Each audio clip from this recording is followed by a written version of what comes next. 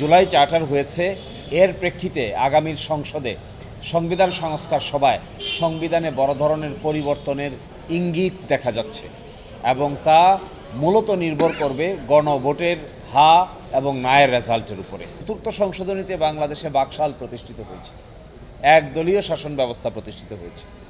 কোনটা সঠিক কোনটা বেঠিক এটা আদালত কি করে নির্ধারণ করবে? সংশোধনী বাংলাদেশের সংবিধানের ইতিহাসে সবচাইতে বড় সংশোধনী।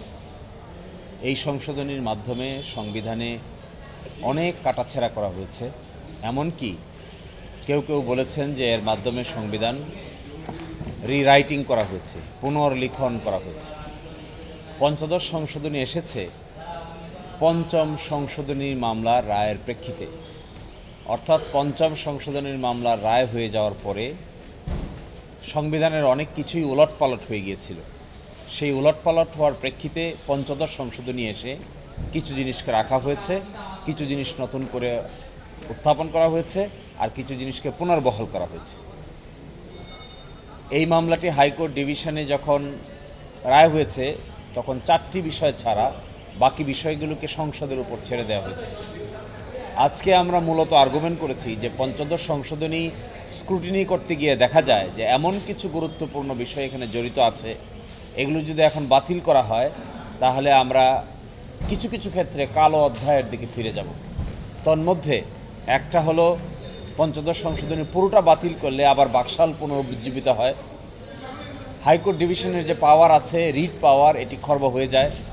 সুপ্রিম জুডিশিয়াল কাউন্সিলের যে বিধান আছে এটিও বাতিল হয়ে যায়। ফলে এত বড় ডিজাস্টারাস কনসিকুয়েন্সেস যেগুলো হবে আমরা এগুলো বিবেচনা করে এবং আগামীতে যে গণভোট অনুষ্ঠিত হতে যাচ্ছে এই গণভোটে একটি সংবিধান সংস্কার সভা গঠিত হবে। এই সংবিধান সংস্কার সভাই আগামীর পার্লামেন্টে দায়িত্ব পালন করবেন। এই প্রেক্ষাপটে আমরা বলেছি পঞ্চদশ সংশোধনীর মামলা শুনানি আপিল বিভাগে আপাত অর্থে স্থগিত রাখা যেতে পারে এবং স্থগিত রেখে গণভোট অনুষ্ঠিত হচ্ছে। জুলাই চার্টার হয়েছে, এর প্রেক্ষিতে আগামীর সংসদে সংবিধান সংস্কার সভায় সংবিধানে বড় ধরনের পরিবর্তনের ইঙ্গিত দেখা যাচ্ছে এবং তা মূলত নির্ভর করবে গণভোটের হা এবং নায়ের রেজাল্টের উপরে। এই প্রেক্ষাপটে এখন যদি আমাদের সুপ্রিম কোর্ট কোনো একটা বিধানকে রাখেন, কোনো একটা বিধানকে বাদ দেন, কোনো একটা বিধানকে প্রাধান্য দেন, আর কোনো একটা বিধানকে একেবারেই সংবিধান থেকে অসাংবিধানিক ঘোষণা করেন, তাহলে আগামীর গণভোটের পরে নতুন সংবিধান সংস্কার সভা গঠিত হলে যে সিচুয়েশন তৈরি হবে সেখানে বাড়তি জটিলতার তৈরি হতে পারে। এই জন্য আমরা আদালতের কাছে বলেছি এই প্রেক্ষাপটে পঞ্চদশ সংশোধনীর মামলার আপিলের শুনানি আপাত অর্থে স্থগিত রাখা যেতে পারে, আর বিষয়গুলোকে আগামীর সংবিধান সংস্কার সভার উপর ছাড়া যেতে পারে।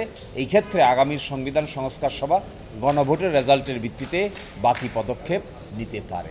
আমরা দেখেছি স্ক্রুটিনি করে যে পঞ্চদশ সংশোধনী যদি পুরোটা বাতিল হয়ে যায় তাহলে আমরা আবার চতুর্থ সংশোধনীতে ফিরে যাই। চতুর্থ সংশোধনীতে বাংলাদেশে বাকশাল প্রতিষ্ঠিত হয়েছে, একদলীয় শাসন ব্যবস্থা প্রতিষ্ঠিত হয়েছে। পঞ্চদশ সংশোধনী যদি পুরোটা বাতিল করা হয় তাহলে সুপ্রিম জুডিশিয়াল কাউন্সিল, অর্থাৎ বিচারকদের বিরুদ্ধে অভিযোগ দেওয়ার জন্য যে সুপ্রিম জুডিশিয়াল কাউন্সিল গঠিত হয়েছিল সেটিও বাদ পড়ে যায় এবং হাইকোর্ট ডিভিশনের যে রিট জুরিসডিকশন এই অংশটিও বাদ পড়ে যায়। এগুলো সত্যিকার অর্থে অনেক বড় ধরনের কনসিকুয়েন্স ডেকে নিয়ে আসবে।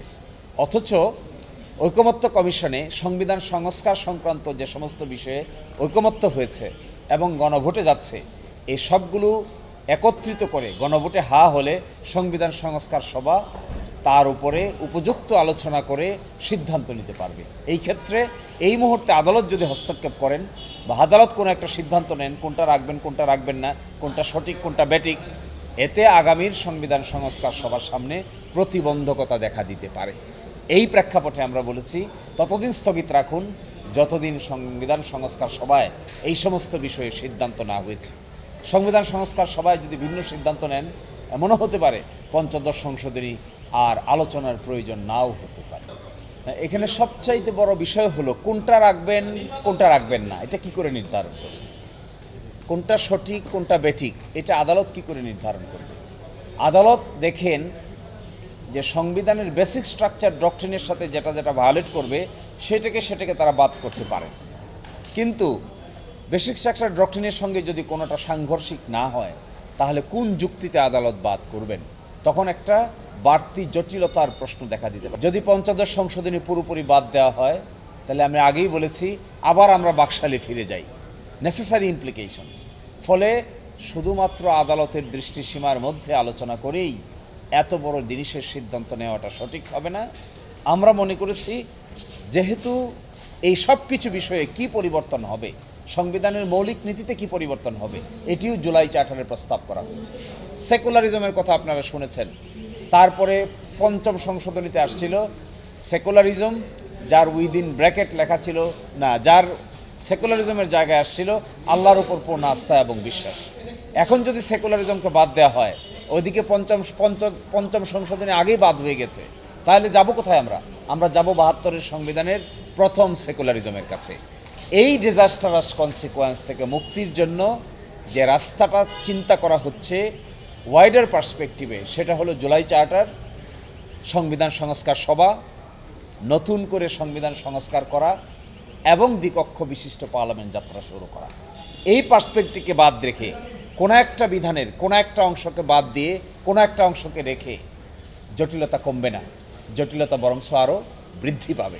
সেজন্য আমরা বলেছি ততদিন পর্যন্ত স্থগিত রাখুন যতদিন পর্যন্ত না পার্লামেন্টের সংস্কার সভা এই ব্যাপারে আলোচনা করে জুলাই চার্টারকে ফলো করে সিদ্ধান্ত না নিয়েছে, ততদিন পর্যন্ত এই আপিল মামলা নিষ্পত্তি না হয়ে পেন্ডিং থাকাটাই শ্রেয় বলে আমরা মনে করি।